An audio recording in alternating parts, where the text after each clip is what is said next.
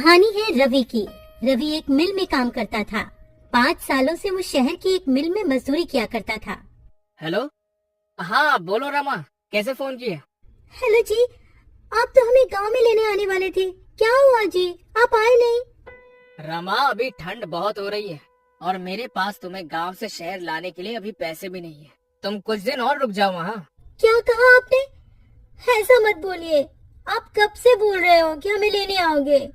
दीपू मुन्नी भी रोज आपका इंतजार करते हैं। सुनिए जी, अगर आप कहें तो मैं खुद ही आ जाऊं क्या आपके पास बच्चों को लेकर? मेरे पास कुछ पैसे पड़े हैं, आप जो भेजते थे मैंने उसमें से बचाए हैं। अगर ऐसा है तो फिर आ जाओ, और तुम्हारे पास घर का पता तो है ही, वहाँ ही चले जाना। रमा अपने दोनों बच्चों को लेकर गांव से शहर के लिए निकल जाती है। उसके साथ उसकी बहन दिव्या भी होती है। रमा के माता पिता की मृत्यु के बाद अब वो बेचारी कहाँ जाती, इसलिए रमा उसे अपने साथ ही ले लेती है। ठंड का समय चल रहा था, दिसंबर का महीना, जिसमें कड़ाके की ठंड पड़ती है। रात होते ही रवि मिल से अपने घर को निकलता है। अरे यार, आज तो कुछ ज्यादा ही ठंड पड़ रही है। हाँ यार रवि, ये ठंडी ठंडी हवाएं और चारों तरफ पड़ती हुई धुंध, बहुत सी ठंड है भाई। चल जल्दी जल्दी घर चलते हैं। रवि अपने घर पहुंचता है। वो एक झोपड़ी में रहता था। रवि अपने बच्चों को देखकर बहुत खुश हो जाता है। वहीं वो अपनी साली दिव्या को भी देखता है। अरे दिव्या, तुम यहाँ? ओह अच्छा, याद आया। कोई बात नहीं, अब तुम हमेशा ही हमारे साथ रहना। पापा, मुझे आपकी बहुत याद आ रही थी। हाँ पापा, आप हमें लेने क्यों नहीं आए? बच्चों, मुझे थोड़ा सा काम था। तुम दोनों ने कुछ खाया? हाँ जी, मैंने दाल चावल बनाए थे। आप भी हाथ मुंह धो लो, मैं आपके लिए भी खाना लगा देती हूँ। खाना पीना खाने के बाद सभी लोग फर्श पर सो जाते हैं। यहाँ रवि के पास बस एक ही कंबल होता है। अब पांचों लोग नींद में उस कंबल को अपनी अपनी तरफ खींचते हैं। एक तरफ रमा और रवि लेटे हुए थे, दूसरी तरफ दोनों बच्ची और दिव्या लेटी हुई थी। रमा को ठंड लग रही होती है तो वो सारा कंबल अपनी ओर खींच लेती है। ठंड तो उस समय सबको लग रही होती है, ठंड जो इतनी कड़ाके की पड़ रही होती है। तभी रवि उठकर देखता है कि उसके बच्चे और उसकी साली दिव्या ठंड से कांप रहे होते हैं और सारा कंबल रमा ने ओढ़ा हुआ होता है। रमा, उठो उठो जल्दी। क्या हुआ जी, आप जाग क्यों रहे हो? वहाँ देखो। रमा अपने बच्चों और बहन की तरफ देखती है और वो घबरा जाती है। उसके बच्चे और बहन ठंड से कांप रहे होते हैं। हाँ जी, आप देख क्या रहे हो? जल्दी से कंबल बच्चों पर डाल दो ना, ठंड बहुत है। रवि सारा कंबल बच्चों और दिव्या पर डाल देता है और रवि और रमा दोनों ही बिना कंबल के ठंड से ठिठुर के सो जाते हैं।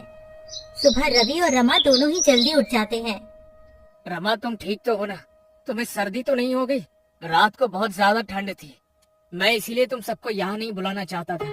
मेरे पास तुम्हें ठंड से बचाने के लिए कपड़े भी नहीं है, मुझे माफ कर दो। हाँ जी, आप क्यों माफी मांग रहे हो? आप चिंता मत करो, मैं बिल्कुल ठीक हूँ। आप तैयार हो जाइए, आपको मिल भी तो जाना है।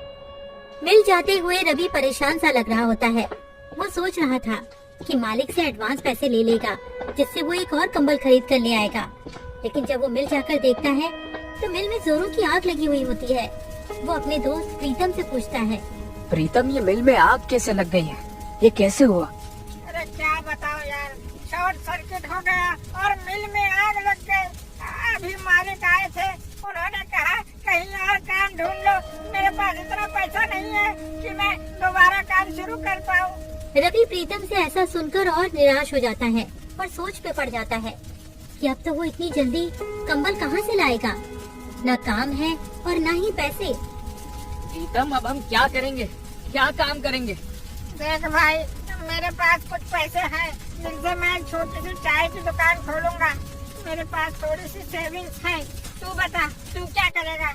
पता नहीं यार, मेरे पास तो पैसे भी नहीं है। जितने पैसे यहाँ से मिलते थे वो पैसे तो मैं अपने गांव भेज देता था। अब तो मेरे पास एक फूटी कौड़ी तक नहीं है। चल, मैं घर चलता हूँ, फिर मिलेंगे यार। रवि घर आ जाता है। उसे देखकर रमा समझ जाती है कि कुछ तो बात हुई है।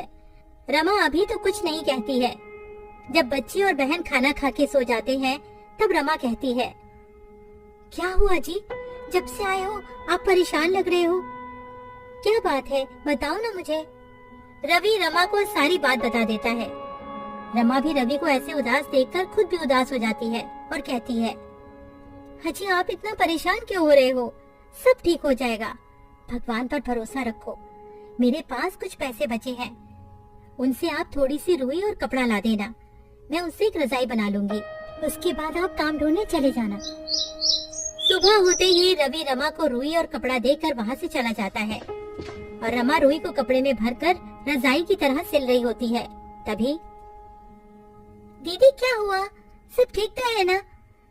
जब से हम यहाँ आए हैं जीजा जी कुछ दुखी से रहते हैं, क्या उसकी वजह मैं हूँ? अरे दिव्या तू पागल है क्या? ऐसा कुछ भी नहीं है। तू तो जानती है ना तेरे जीजा जी तो ऐसे नहीं है जैसा तू सोच रही है। वो तो उनकी मिल में आग लग गई है, वो इसीलिए परेशान है। तू ज्यादा अपना दिमाग मत चला। हाँ जाकर अब अपना काम कर। रमा एक सुंदर सी रजाई बना देती है। उधर रवि पूरे दिन यहाँ वहाँ काम ढूंढता है पर उसे कोई काम नहीं मिलता है। वो निराश होकर घर आ जाता है। रवि घर आकर देखता है रमा ने एक सुंदर सी रजाई बना ली होती है। अरे वाह रमा, तुमने तो बहुत ही सुंदर रजाई बनाई है। अरे तुम तो बहुत ही अच्छी रजाई बनाती हो। जी वो गांव में खाली समय में मैंने रजाई बनाना सीख लिया था। आप बताइए कहीं काम मिला क्या आपको? नहीं रमा, बहुत ढूंढा पर कहीं कोई काम नहीं मिला। कल फिर जाऊंगा, देखते हैं कहीं कुछ न कुछ काम मिल ही जाएगा। रमा बच्चों को नई रजाई में सुला देती है और खुद दोनों मियाँ बीवी पुराने कंबल में सो जाते हैं। अगले दिन रवि का दोस्त प्रीतम रवि का हाल पूछने उसके घर आया हुआ होता है। तभी अरे वाह रवि, ये रजाई तो बहुत अच्छी है, कहाँ से लाए हो? अरे प्रीतम, मैं ये कहीं से लाया नहीं हूँ। ये रजाई तो तेरी भाभी ने बनाई है। क्या कह रहे हो? ये रजाई भाभी ने बनाई है? भाई ये तो बिल्कुल वैसी ही रजाई है जो दुकानों में मिलती है। अरे वाह भाभी जी, आप तो बहुत ही बड़ी कलाकार हैं। अरे तो वो सब छोड़, ये बता तेरी चाय की दुकान का क्या हुआ? हाँ भाई, मैं इसीलिए तो आया हूँ।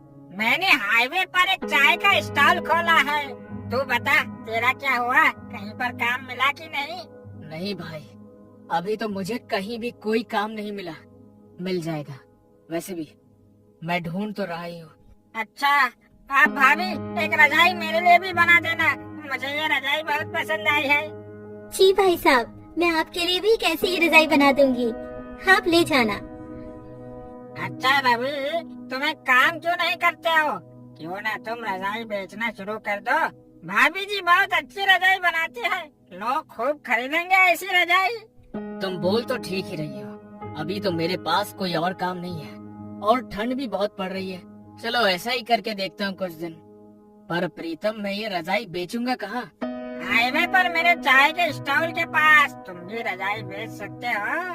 पर प्रीतम, में एक और दिक्कत है, मेरे पास पैसे भी नहीं है सामान लाने के लिए।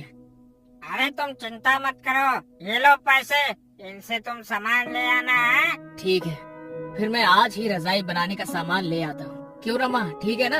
आप जैसा भी कहो, मैं तो आपके साथ कोई भी काम करने को तैयार रहती हूँ। रवि और प्रीतम दोनों चले जाते हैं। रवि बहुत सारी रुई और कपड़ा घर ले आता है। उसके बाद रमा रजाई बनाने का काम शुरू कर देती है। रवि के साथ साथ रमा की बहन दिव्या भी उसकी मदद कर रही होती है और बच्चे भी रजाई में रुई भरने में लगे हुए होते हैं। 2 से 3 दिन में सबने मिलकर 10 रजाइयाँ बना ली होती हैं और रवि सारी रजाइयाँ लेकर हाईवे पर प्रीतम के बगल में ही बेचने लगता है और देखते ही देखते उसकी रजाइयाँ बिकने लगती हैं। वो रजाइयाँ बहुत सुंदर लग रही होती हैं, जिसकी वजह से लोग खरीदने आ रहे होते हैं। देखा तुमने रवि, बिक गई ना सारी रजाइयाँ। अब तो बस रजाइयाँ बनाते रहो। रवि घर जाकर रमा को सारी बात बता देता है। रमा बहुत खुश हो जाती है और रवि और रजाइयाँ बनाने की तैयारियां करने लगता है और रवि का रजाइयों का कारोबार खूब अच्छा चलने लगता है। इस तरह रवि अपना खुद का काम करने लगता है और अपने परिवार की सारी जरूरतों को पूरा करता है।